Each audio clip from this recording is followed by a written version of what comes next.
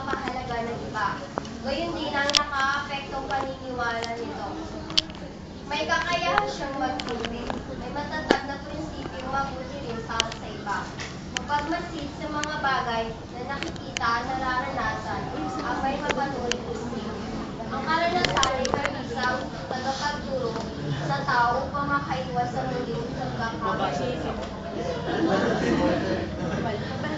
Bawat kasang tao ay mapanuring isip ay nagbabago siya batay sa katotohanan ng Diyos.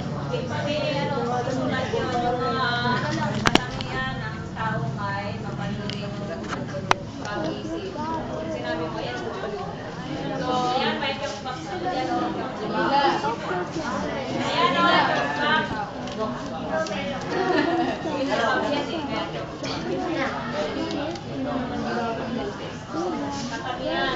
Katangian, para lang nila.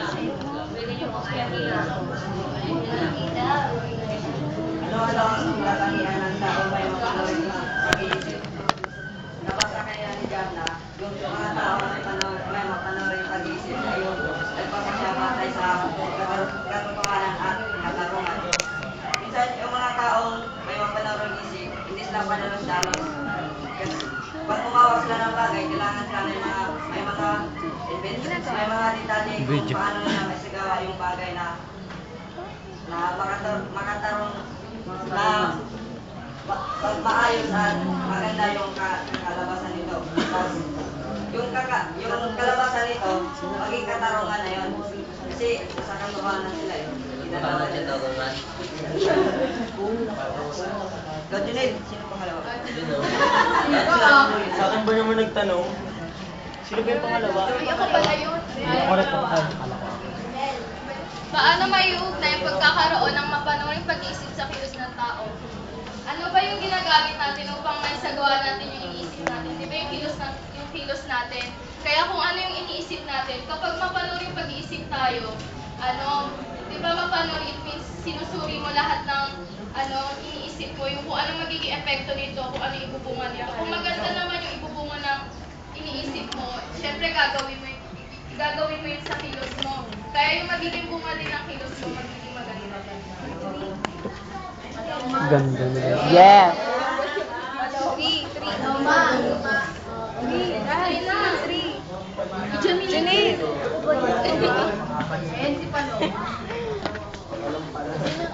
Bakit kailangan sa alang-alang ang susura at pagpapahalaga ng tao sa pagpapasya? Dun sa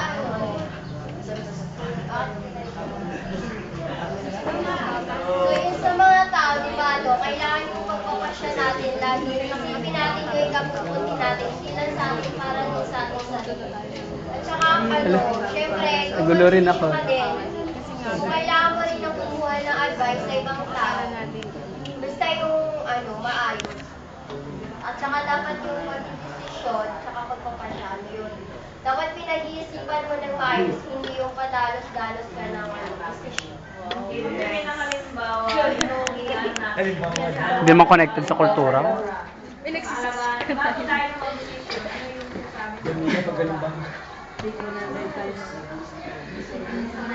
Isipin mo muna mabuti.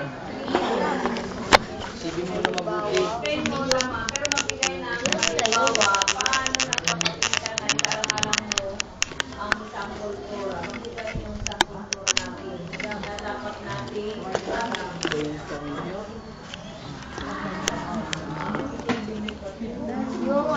Kunyari ma'am sa amin, dapat ma'am yung, kunyari mga rules sa amin ma'am, dapat din ma'am yung, sundin namin yung mga, dapat gawin. Kasalanan. ano yung dapat mong gawin? Ano yun? Galang ma'am yung mga, 5 times a Sa day. pagsamba. 5 times a yes day. ma'am. Wala ko naman narinig ng pagsamba. Yun na yun, yung ginawa natin ngayon. Parang yun. 5 times a day. Meron tayong tradition natin. Engineer, assignment ko na. Sa Indimus Day, ano yung dapat natin bigyan ng pagpapahalaga ng ating kultura bilang Pilipino.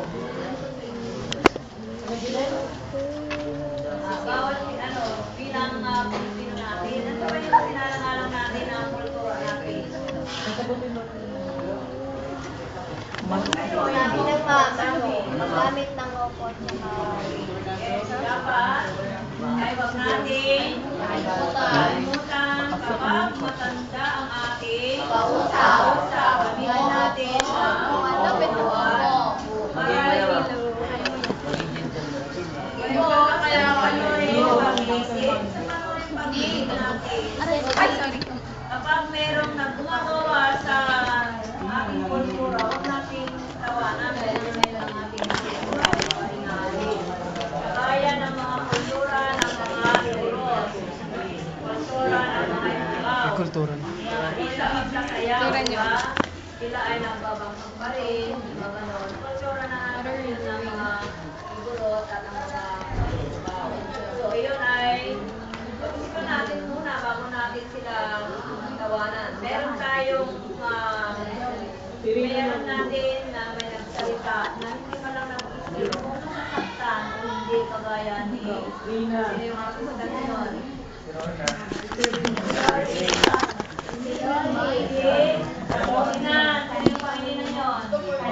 Candy Pangilinan. Ano yung sinabi niya? Tinawanan niyo yung mga ano. Kami ay mga tao. Hindi kami Igorot.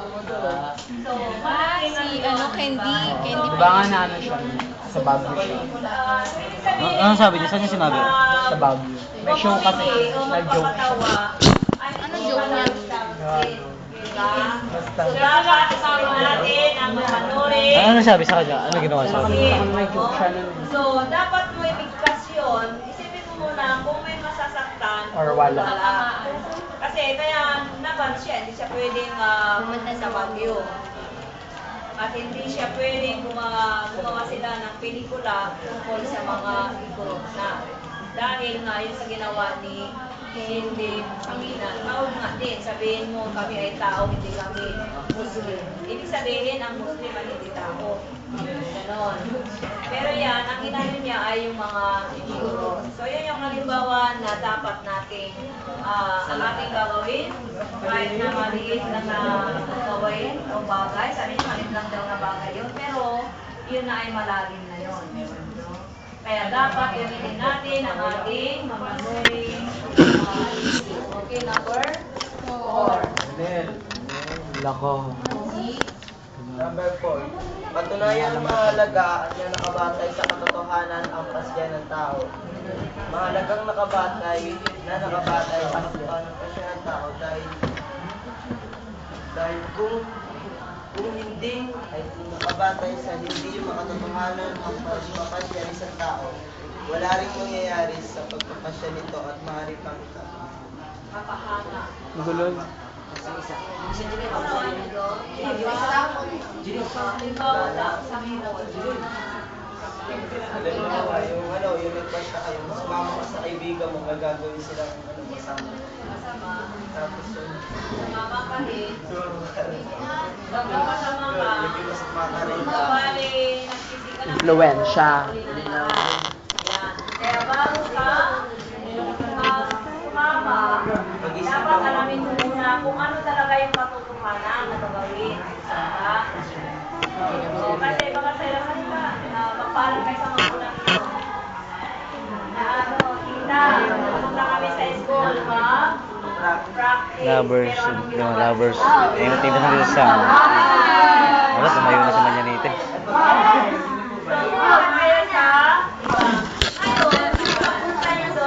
Hindi mo ako nagko-computer.